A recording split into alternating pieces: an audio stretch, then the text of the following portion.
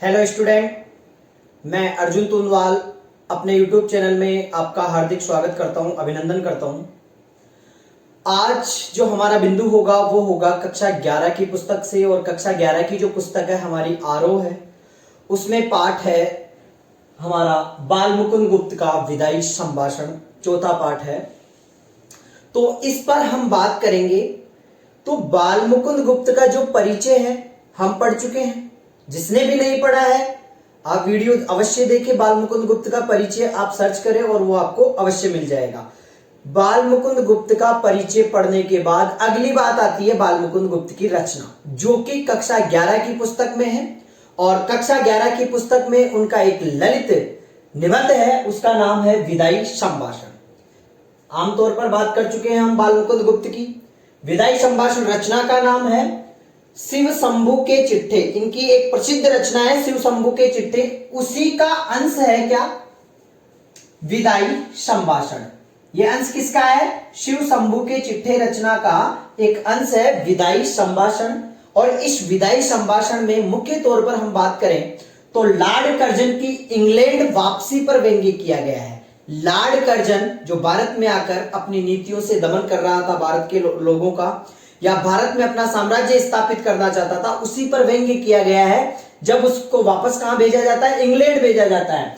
तो इंग्लैंड वापसी पर जब लॉर्ड कर्जन इंग्लैंड के लिए रवाना होता है तो उसको देखते हुए बाल मुकुंद गुप्त उस पर व्यंग्य करते हैं। ठीक है, व्यंग्य करने के साथ साथ पाठ में कुछ ऐसी बातें हैं जो हमारे को एक सार के रूप में देखने को मिलेगी। मुख्य रूप से ये 7 बातें हैं जिसका बारी बारी से हम अध्ययन करेंगे। सर्वप्रथम हम बात करते हैं बाल मुकुंद गुप्त की इस रचना में पाठ परिचय में क्या दिया गया है, मैं बता देता हूं आपको। विदाई संभाषण उनकी सर्वाधिक प्रसिद्ध रचना है, शिव शंभू के चिट्ठे का अंश है। यह पाठ वायसराय कर्जन 2 बार वायसराय बने थे वह, 1899 से 1904 तक। 1899 से 1904 तक फर्स्ट बार वाइसराय रहे थे। ठीक है, और सेकंड बार जो वाइसराय रहे थे उसका टाइम था 1904 से लेकर 1905 तक। 2 बार इन्होंने शासन किया था। किसके रूप में? वाइसराय के रूप में। तो ये वाइसराय रहे, इनके शासन काल में भारतीयों की स्थिति का खुलासा करता है। कहने को उनके शासन काल में विकास के बहुत सारे कार्य किए, नए नए आयोग बनाए गए, किंतु उन सब का उद्देश्य शासन में गोरों का वर्चस्व स्थापित करना था। साथ ही इस देश के संसाधनों को अंग्रेजों के हित में सर्वोत्तम उपयोग करना था। पाठ में भारतीयों की बेबसी, दुख, लाचारी को व्यंग्यात्मक ढंग से लॉर्ड कर्जन की लारानी पे जोड़ने की कोशिश की गई है, और साथ ही ये दिखाने की कोशिश की गई है कि शासन के आतताई रूप में हर किसी को कष्ट होता है, चाहे वह सामान्य जनता हो या फिर लॉर्ड कर्जन जैसा वायसराय हो। यह उस समय लिखा गया गद्य का नमूना है जब प्रेस पर पाबंदी का दौर चल रहा था। ऐसी स्थिति में विनोद प्रियता, चुलबुलापन, संजीदगी, नवीन भाषा का प्रयोग व रवानगी के साथ यह एक साहसी गद्य का नमूना है जिसके बारे में हम चर्चा करेंगे। तो हम देखेंगे सबसे पहले कि इस पाठ में क्या बताया गया है। सबसे पहले मैंने आपको बताया कि यह बाल मुकुंद गुप्त की रचना है, चर्चित शिव शंभू के चिट्ठे से लिया गया है। और इसमें क्या बताया गया है? इस अंश में ब्रिटिश वायसराय लॉर्ड कर्जन की इंग्लैंड वापसी पर करारा व्यंग्य किया गया है। किस तरह से? नंबर 1, विदाई करुणा पादक। देखो विदाई किसकी हो रही है यहां पर विदाई की गई है लॉर्ड कर्जन की। देखो लेखक लॉर्ड कर्जन को संबोधित करते हुए कहता है कि आप इस देश के स्थायी रूप से वायसराय बनना चाहते थे, लेकिन आपकी यह इच्छा पूरी ना हो सकी और आपके शासन का अंत हो गया, क्योंकि ईश्वर इच्छा आपकी बड़ी है, क्योंकि ईश्वर इच्छा आपसे बड़ी है। आपके दोबारा यहां आने से भारतवासी प्रसन्न नहीं थे, वे सदा आपके जाने की प्रतीक्षा करते थे। हुआ भी यह है, आज आपके जाने के मन में बड़ा करुणा जाग रही है। वास्तव में विदाई का क्षण करुणोत्पादक होता है। यहाँ के पशु पक्षी तक विदाई का दर्द महसूस करते हैं। शिव शंभू के पास 2 गायें थी। शिव शंभू के पास 2 गायें थी, वे दोनों गायें आपस में लड़ती रहती थी, परंतु जब एक गाय वहां से विदा हो जाती है तो दूसरी गाय अपने आप ही दाना और चारा छोड़ देती है। बिछुड़ने का दुख तो पशुओं में भी होता है, तो यहाँ तो किसका दुख है? मनुष्य की विदाई हुई है। कौन से मनुष्य की? लार्ड कर्जन की विदाई हुई है, तो हमें आपकी विदाई का बड़ा दुख है। ऐसा कौन साबित करना चाह रहा है? ऐसा साबित करना चाह रहे हैं शिव शंभू जी। कौन? सॉरी, बाल मुकुंद गुप्त जी बताना चाहते हैं व्यंग्य में, मतलब एक तरह से प्रसन्नता का क्षण है, पर वह कह रहे हैं हमें बड़ा दुख हो रहा है आपके लिए कि आप हमें छोड़कर जा रहे हो। दूसरी बात, शासन का दुखद अंत। देखो, कोई भी शासन होता है, अगर हम एक छत्र शासन करते हैं, मान लो कि ब्रिटिश राज्य था भारत पर, उन्होंने शासन किया तो शासन उनके लिए बड़ा अच्छा था, पर उसी शासन का जब अंत होता है तो उसका दुखद अंत होता है, मतलब बहुत बड़ा दुख होता है। तो इसमें क्या बताया गया है बाल मुकुंद जी ने?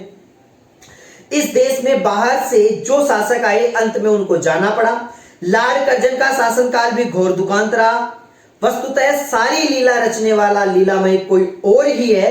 दूसरी बार भारत में आने पर लार्ड कर्जन ने ऐसी योजना बनाई थी कि यहां अंग्रेजों का राज्य चिरस्थायी बना रहे। इस खेल को उन्होंने सुखांत समझकर खेला था, परंतु बात उल्टी हुई। कर्जन ने अपनी करतूतों से ऐसी अशांति फैलाई कि स्वयं भी उस संकट में पड़ गए और भारतीय जनता को भी दुखी किया गया। और आज उसका कारण क्या हुआ? शासन का दुखांत अंत हुआ, उस शासन का अंत हो गया और आज तुम्हें भारत छोड़कर कहां जाना पड़ रहा है? इंग्लैंड जाना पड़ रहा है। ठीक है, नंबर 2 बात हो गई। नंबर 3, लार्ड कर्जन की शान और व्यवस्था। देखो, एक व्यक्ति की शान होती है, वह अपने शान से जीता है, मजे से रहता है। उसकी व्यवस्था क्या है और शान क्या है, उसके बारे में बात करते हैं। भारत में लार्ड कर्जन का सर्वोच्च स्थान और शान बान थी। उनकी कुर्सी सोने की थी, जुलूस में उनका हाथी सबसे आगे रहता था, परंतु इतने शान के बावजूद उन्हें ब्रिटेन के एक जंगी लाट के सामने नीचा देखना पड़ा। एक घटना हुई थी, उस जंगी लाट के सामने उन्हें नीचा देखना पड़ा था क्योंकि उन्होंने काउंसिल में गैर कानूनी कानून पास करवाने तथा कन्वोकेशन में अनुचित भाषण देकर अपनी धीरता और गंभीरता को त्याग कर दिया। अरे, कहते हैं ना कि विनाश के समय बुद्धि विपरीत हो जाती है। उनकी शांति शौकत थी, सब उसको दुनिया मानती थी, परंतु उन्होंने क्या किया है? एक गैर कानूनी कानून पास करवाया था और उस कानून के पास करने पर उन्होंने अपनी धीरता और गंभीरता खो दी थी, जिसके कारण इतना ही नहीं, उन्होंने अहम में चूर होकर इस्तीफा देने की धमकी भी दे दी और जिसे स्वीकार कर लिया गया। कहने का मतलब है कि विवश होकर फिर उन्हें वहां से जाना पड़ा। अरे, हम कभी कभी धमकी दे देते हैं कि मैं इस्तीफा दे दूंगा अगर तुमने ऐसा किया तो, और वह इस्तीफा वह सोचता है कि धमकी हमें इस्तीफा देने की नौबत नहीं आएगी, परंतु लार्ड कर्जन की ये बेवकूफी उनके लिए निरस्त हो गई और उनको वह इस्तीफा स्वीकार कर लिया गया सरकार के द्वारा और उनको क्या कर दिया गया? वहां से बर्खास्त कर दिया गया। देखो, मनमाना बंग विभाजन। लार्ड कर्जन ने एक बहुत ही घटिया काम किया था, अपने मनमाने ढंग से किसका विभाजन किया था? बंग विभाजन। लार्ड कर्जन ने भारत में लार्ड कर्जन ने भारत में मनमाना शासन चलाया। उन्होंने भी बंग विभाजन की योजना बनाई, लेकिन भारत की 8 करोड़ जनता की फरियाद पर बंगाल का विभाजन रोकना पड़ा। यद्यपि अब उनका भारत में जाना निश्चित हो चुका है, फिर भी जाते जाते बंग विभाजन की अपनी जिद पूरी करना चाहते थे। ऐसी दशा में भारत की जनता कहां जाकर अपना दुखड़ा रोए। इस कारण कर्जन नादिर शाह से भी कठोर और जिद्दी रहे। उन्होंने जनता के दुखों का जरा भी ध्यान नहीं रखा और उन्होंने बंग विभाजन करने के कारण आज उनको यह पश्चाताप झेलना पड़ रहा है। जैसे का तैसा। देखो, आपको सब जानते हो कि जो व्यक्ति जैसा करता है उसको वैसा ही भुगतना पड़ता है। लार्ड कर्जन ने भारतीय जनता पर अत्याचार की, आतताई शासन किया, अंग्रेजों के पक्ष में कानून लगाए और भारतीयों के पक्ष के विरुद्ध में कानून जारी किए गए और आज उसको यह भुगतना पड़ा है कि उसको अपने वायसराय पद से इस्तीफा देने के बाद कहां जाना पड़ रहा है? अपने वतन लौटना पड़ रहा है। इसमें क्या हुआ? लार्ड कर्जन ने अपने मनमाने शासन से भारतीयों को जहां दुखी किया, वहीं उसने स्वयं कर्जन को भी दुखी किया।